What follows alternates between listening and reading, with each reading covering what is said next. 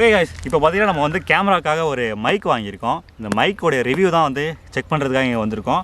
அதுக்கு முன்னாடி இந்த மைக்கோட அன்பாக்சிங் பார்த்துட்டு வாங்க.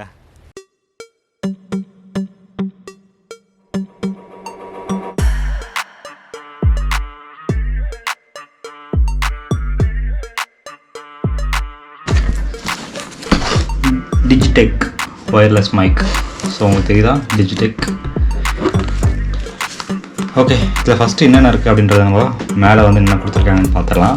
ஃபஸ்ட்டு பார்த்தீங்கன்னா 2.4G வயர்லெஸ் அப்படின்னு சொல்லி கொடுத்துருக்காங்க. ஸோ அது என்னென்னு தெரியல. டைப் சி ஃபாஸ்ட் சார்ஜிங் அப்படின்னு கொடுத்துருக்காங்க. அதுக்கப்புறம் பார்த்தீங்கன்னா அல்ட்ரா கிளியர் சவுண்ட் அப்படின்னு கொடுத்துருக்காங்க. அப்புறம் 360 டிகிரி சவுண்டு வந்து கேப்சர் பண்ணுமா. அப்புறம் mixing sound, distance up to 30 metres அப்படின்னு சொல்லி கொடுத்துருக்காங்க. ஸோ 30 மீட்டர்ஸ் வரைக்கும் நம்ம வந்து இதை வந்து நம்ம யூஸ் பண்ணிக்கலாம். ஸோ இது வந்து நம்ம ஒயர் கனெக்ஷனில் இருந்தால் நம்ம வந்து பக்கத்துலேயே தான் இருக்கணும். ஸோ இதை நம்ம வந்து காலரில் மாட்டிக்கிட்டோம்னா நம்ம ஒரு 30 மீட்டர்ஸ் வரைக்கும் போயிட்டு நம்ம வந்து ஆடியோ ரெக்கார்ட் பண்ணிக்கலாம். ஸோ வேறு என்ன இருக்குது அப்படின்னு பார்த்தீங்கன்னா,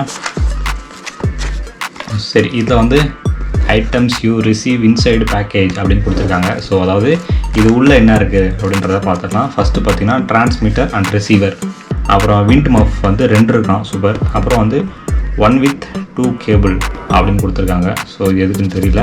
அப்புறம் DSLR கேபிள் கொடுத்துருக்காங்க. மானிட்டர், இயர்ஃபோன் அப்படின்னு சொல்லி கொடுத்துருக்காங்க. ஹெட்ஃபோன் இருக்காண்ணே, ஸோ சூப்பர். அப்புறம் வந்து டைப் சி கேபிளும் இருக்குது. ஸோ இதெல்லாம் வந்து நம்ம இதில் இருக்க ஆப்ஷன்ஸ். இது அப்படியே வந்து இதையும் ஓப்பன் பண்ணி பார்த்துடலாம். உங்கள்கிட்ட ப்ராப்பரான ஒரு கட் பண்ணுறதுக்கான ப்ராடக்ட் எதுவும் இல்லை.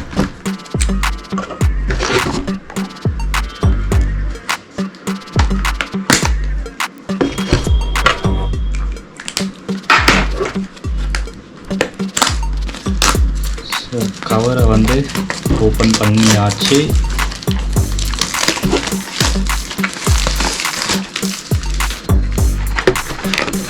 பாக்ஸ் எங்கே ஓப்பன் பண்ணுறது? இங்கே பவுச் கொடுத்துருக்காங்க. சூப்பராக இருக்குது. அப்போ இது நமக்கு தேவைப்படாது. இதுதான் பவுச். ஸோ பவுச் பாருங்க, செமையாக இருக்குது. ஸோ பவுச் ஓப்பன் பண்ணால் நமக்கு என்னென்ன இருக்குது அப்படின்றது தெரிஞ்சிடும். தலையில் ஓப்பன் பண்ணலாம், கரெக்டாக ஓப்பன் பண்ணிருக்கேன். ஓகே, இருக்கிறதெல்லாம் பாருங்கள்.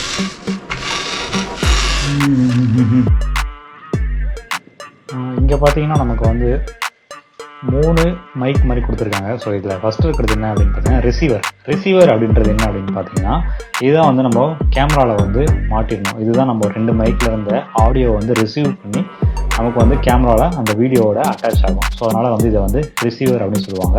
அதுக்கப்புறம் பார்த்திங்கன்னா நமக்கு வந்து இது வந்து டிரான்ஸ்மிட்டர்ன்றது நமக்கு மைக், அதாவது இங்கேருந்து நம்ம பேசுகிறது தான் நம்ம வந்து ரிசீவர் வந்து வாங்கும். ஸோ இது வந்து நம்ம டிரான்ஸ்மிட்டர் அப்படின்னு சொல்லுவாங்க. இதுதான் நம்ம வந்து காலரில் மாட்டுறது. இதை பார்த்திங்கன்னா 2 கொடுத்துருக்காங்க. நம்ம வந்து 1 யூஸ் பண்ணுறது கிடையாது, 2 பேர் வந்து யூஸ் பண்ணலாம். அதாவது 2 மைக் யூஸ் பண்ணலாம். நம்ம ஒருத்தர் யூஸ் பண்ணுறது கிடையாது. நம்ம கூட இன்னொருத்தர் யாராவது இருந்தாலும் அவங்களும் வந்து இதை வந்து யூஸ் பண்ணுறதுக்கான ஒரு, அதாவது நம்ம இன்டர்வியூ எடுப்போம் இல்லையா, அதே மாதிரி தான் சேம். நம்ம அப்படியே மாற்றி நம்ம பேசிக்கலாம். அடுத்து நமக்கு பார்த்திங்கன்னா விண்ட் மஃப் அப்படின்னு சொல்லி ஒன்று கொடுத்துருக்காங்க. விண்ட் மஃப் அப்படின்றது என்ன அப்படின்னு பார்த்தீங்கன்னா, ஜஸ்ட் ஃபில்டர் மாதிரி தாங்க. இது வந்து விண்ட் மஃப்க்கு ஃபில்டர் மாதிரி தான். நம்ம மைக்கில் வந்து மேலே வந்து போட்டு யூஸ் பண்ணுறதுக்கு. இது பார்த்திங்கன்னா அப்படியே வந்து ஒரு கரடியோட முடி மாதிரி இருக்கும். ஸோ இப்படி தான் வந்து நமக்கு அந்த விண்ட் மஃப் இருக்கும். ஸோ பூச்சி மாதிரி ஒரு புழு மாதிரி இருக்கிறதே உங்களுக்கு. ஆனால் இது வந்து இது போடும்போது நமக்கு வந்து ஒரு சின்னதாக ஒரு டிஃப்ரெண்ட் இருக்கும். நம்ம வாய்ஸில் இருந்து ஒரு ஃபில்டர் கொஞ்சம் ஆடியோவை கிளியராக பண்ணி கொடுக்கறதுக்காக நமக்கு வந்து இந்த விண்ட் மஃப் கொடுத்துருக்காங்க. நெக்ஸ்ட்டு பார்த்தீங்கன்னா சில ஒயர்ஸ்லாம் கொடுத்துருக்காங்க. இதெல்லாம் என்ன அப்படின்றது இன்னும் தெரியல. ஆக்சுவலாக இது பார்த்தீங்கன்னா நம்ம வந்து இந்த 2 டிரான்ஸ்மிட்டருக்கு, இப்போ ரிசீவருக்கு சார்ஜர் போடுறதுக்காக. அண்ட் நெக்ஸ்ட் ஒன் பார்த்தீங்கன்னா நமக்கு வந்து ஐஃபோன், அதாவது ஃபோனில் யூஸ் பண்ணுறதுக்காகவும் கொடுத்துருக்காங்க. நம்ம ஃபோன் டு ரிசீவர் கனெக்ட் பண்ணி நம்ம வந்து மைக் யூஸ் பண்ணிக்கலாம். அதே மாதிரி எல்லா பின்னும் கொடுத்துருக்காங்க. C type to iPhone pin, C type to normal headphone jack, அப்புறம் C type to C type அப்படின்னு சொல்லிட்டு எல்லாமே கொடுத்துருக்காங்க. ஸோ நம்ம எது வேணால் யூஸ் பண்ணிக்கலாம். அண்ட் ஹெட்ஃபோனும் கொடுத்துருக்காங்க. இந்த ஹெட்ஃபோன் எதுக்குன்னு எனக்கு சரியாக தெரியல. மேபி வந்து நம்ம அப்படியே வந்து மைக்கில் கனெக்ட் பண்ணிவிட்டு நம்ம ஆடியோ நாமளே கேட்குற மாதிரி இருக்கும்னு நினைக்கிறேன். ஸோ இந்த ஹெட்ஃபோனும் பார்த்திங்கன்னா நமக்கு 2 மைக்காகவும் சேர்த்து கொடுத்துருக்காங்க. ஓவராலாக பார்த்தீங்கன்னா நமக்கு வந்து இதாங்க கொடுத்துருக்காங்க. ஸோ நம்ம வந்து இதை அப்படியே வந்து பவுச்சில் எல்லாத்தையும் வந்து கேரி பண்ணி எடுத்துகிட்டு போகிற மாதிரி மொத்தமாக எல்லாமே கொடுத்துருக்காங்க.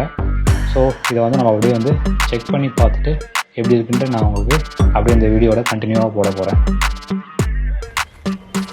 இதில் பார்த்தீங்கன்னா நமக்கு ஏகப்பட்ட பின்ஸ் எல்லாம் கொடுத்துருக்காங்க, நீங்கள் அன்பாக்சிங்கில் பார்த்துருப்பீங்க.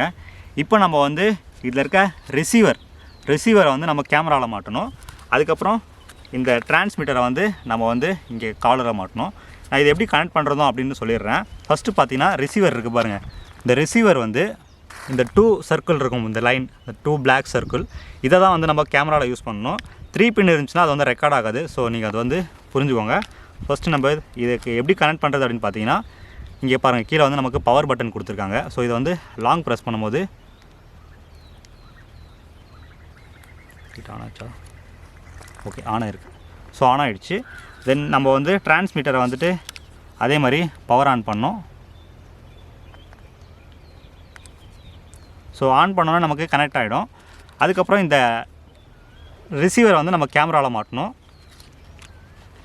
ஓகே, இப்போ பார்த்திங்கன்னா நம்ம வந்து நான் இந்த மைக்கில் தான் பேசிகிட்டு இருக்கேன். இது வந்து அதாவது நாய்ஸ் கேன்சலேஷன் வந்து ஆஃபில் இருக்குது. இப்போ வந்து பார்த்திங்கன்னா நம்ம வந்து மைக்கில் கனெக்ட் பண்ணி பேசிகிட்டு இருக்கோம். உங்களுக்கு எப்படி கேட்குதுன்னு சொல்லுங்கள். இப்போ வந்து நம்ம வந்து நாய்ஸ் கேன்சலேஷன் வந்து ஆஃபில் இருக்குது, ஆஃபில் இருந்து பேசுகிறோம். ஸோ அதனால் வந்து நமக்கு சைடில் இருக்க நிறைய வந்து வின் நாய்ஸ் இதெல்லாம் வந்து நமக்கு கிளியராக கேட்கும். அண்ட் இப்போ வந்து இதோட நான் வின் மஃபை வந்து ஆட் பண்ணுறேன். இப்போ பார்த்திங்கன்னா மேலே வந்து ஒரு வின் மஃப் மாட்டியிருக்கோம். வின் மஃப் மாட்டினதுக்கப்புறம் பார்த்திங்கன்னா உங்களுக்கு ஆடியோ கிளாரிட்டி எப்படி இருக்குன்னு பாருங்கள்.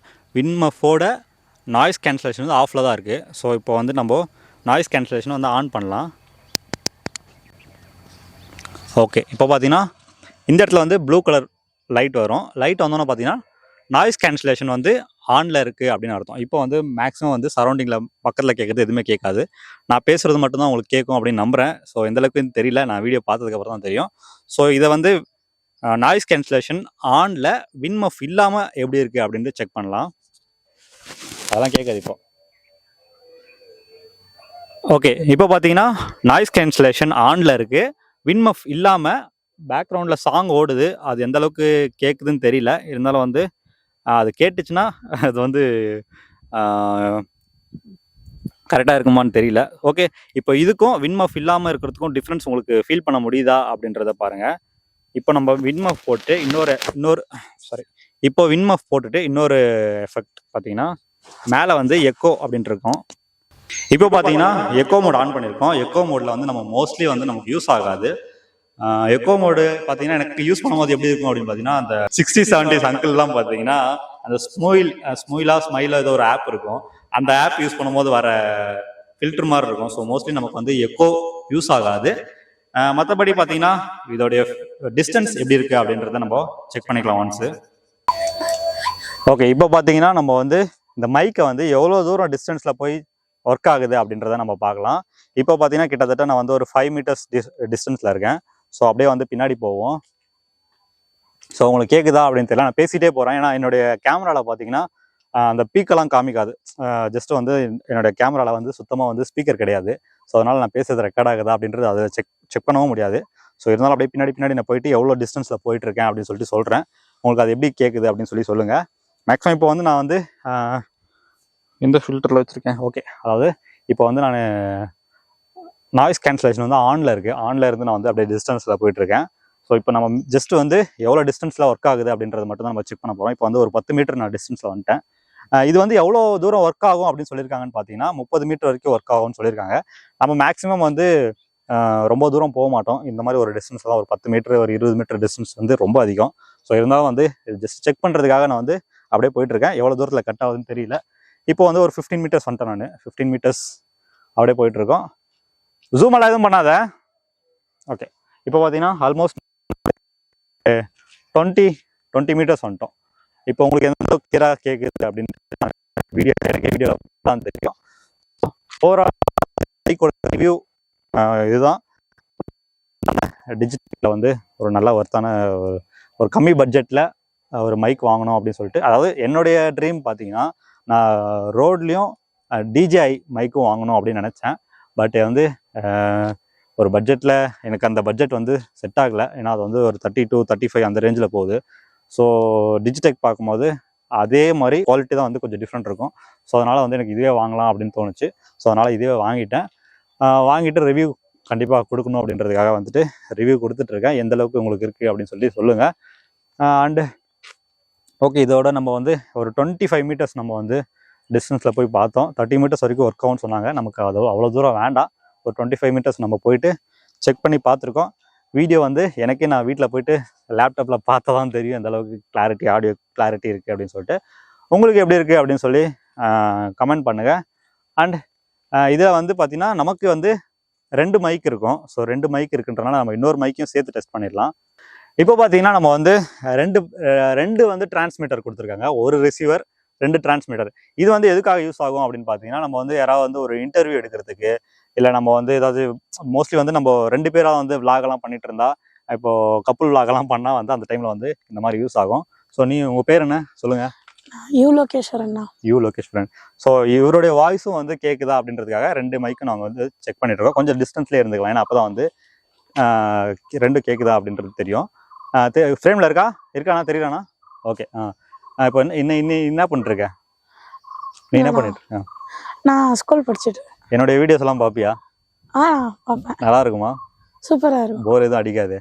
அவ்வளோவா போர் அடிக்காதுண்ணா. அவ்வளோவா போர் அடிக்காதான். ஸோ எனக்கே போர் அடிச்சிட்டு இருக்கு. ஸோ இப்போ வந்து டெஸ்ட் பண்ணி பார்த்தாச்சு. ஸோ அந்த மைக்கோடைய ஆடியோவும் எந்தும் வந்து தனித்தனியாக தான் ரெக்கார்ட் ஆகிட்டு இருக்கு. ஒரே மைக்கில் கிடையாது. ஸோ வந்து 2 டிரான்ஸ்மிட்டர், அங்கே பார்த்துக்கோ, 2 டிரான்ஸ்மிட்டர், ஒரு ரிசீவர். ஸோ ஓவராலாக வந்து இது ஓகே தான். ஆனால் என்னை பொறுத்த வரைக்கும் இதில் ஒரு சின்ன டிஸ்அட்வான்டேஜ் அப்படின்னு சொன்னால், எனக்கு இது வந்து கொடுத்துருந்தா நல்லா இருந்திருக்குமே அப்படின்னு சொன்ன விஷயம் எது அப்படின்னு பார்த்தீங்கன்னா, நமக்கு வந்து ஒரு பவுச் கொடுத்துருக்காங்க. ஸோ அந்த பவுச் இல்லாமல் நார்மலாக ஒரு பாக்ஸ் இருக்கும். அந்த பாக்ஸ் கொடுத்துருந்தாங்கன்னா நம்ம அது உள்ளே வந்து டிரான்ஸ்மிட்டரும் அந்த ரிசீவரும் வச்சுட்டா நம்ம வந்து ஒரே டைம் சார்ஜ் போட்டால் அது 3த்துக்குமே சார்ஜ் ஆகிற மாதிரி இருந்திருக்கணும். பட் இப்போ எப்படின்னா நம்ம எல்லாத்துக்குமே தனித்தனியாக வந்து சார்ஜ் போடுற மாதிரி இருக்குது. ஸோ அது ஒன்று தான் எனக்கு வந்து இப்படி கொடுத்துருந்தா நல்லா இருந்திருக்குமே அப்படின்னு தோணுது. ஏன்னா நான் வந்து என்னுடைய ஹெல்மெட், கோப்ரோக்கு சார்ஜ் பண்ணோம், ட்ரோனுக்கு சார்ஜ் பண்ணோம், கேமராவுக்கு சார்ஜ் பண்ணோம். இதெல்லாமே சி டைப் தான். அப்புறம் வந்துட்டு ஹெல்மெட்டு இன்டர்காமுக்கு சார்ஜ் பண்ணோம், என்னோட ஹெட்ஃபோனுக்கு சார்ஜ் பண்ணோம். கிட்டத்தட்ட ஒரு 7-8 ப்ராடக்ட் இருக்குது. ஸோ அதோட சேர்த்து இதுவும் வந்து ஒரு 10 ப்ராடக்டாக வந்துருச்சு. எல்லாமே சி டைப்லேயே வந்து சார்ஜ் போடுற மாதிரி இருக்குது. ஸோ அது வந்து நம்ம 3 ஒரே இதாக பாக்ஸாக கொடுத்துருந்தா நம்ம எல்லாத்துக்குமே ஒரே மாதிரி சார்ஜ் போட்டிருந்தா கொஞ்சம் பெட்டராக இருந்திருக்கும்.